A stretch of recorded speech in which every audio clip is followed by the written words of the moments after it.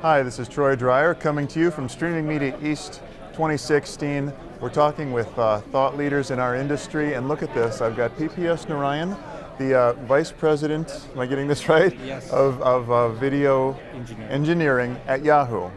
It's a mouthful. Welcome, and thank you for joining me. Thank you, Troy. So you are here to talk to a panel about video optimization and bandwidth load, which is something that affects everybody. Absolutely. I hear so much about formats, it makes my head spin. Is it getting better? I think it's definitely getting better. There is a lot of different formats that have happened in the past, but with Apple coming out with HLS and with Google and the standards body coming out with MPEG-DASH, I think the protocols for actually transporting video to users has become easier and easier with those two standards coming together. And on the encoding side, almost everybody in the industry is using H.264 encoders. And the next generation or the evolution of those of the encoding is happening with H.265, which is supporting 4K, and HEVC, which is a mechanism of trying to reduce the bandwidth usage for very high quality video.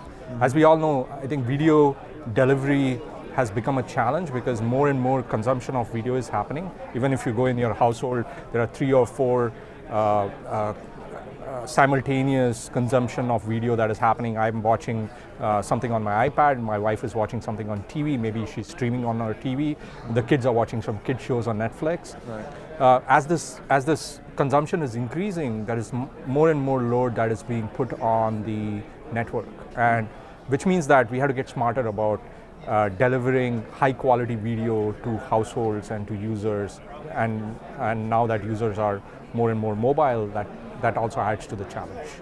Now, with so many people buying 4K TVs now, this must be becoming more and more urgent. Absolutely. To squeeze down that big video load. I think 4K, so a lot of people are buying 4K TVs and they're yearning for 4K content. The problem today is that 4K content is not being produced that widespread. A lot of people are still at 1080p, and to deliver this 4K content, your bandwidth pipe has to increase like 2 to 3 fold, which means that if you're watching 1080p at 6 megabits per second, 4K becomes something like 18 to 20 megabits per second.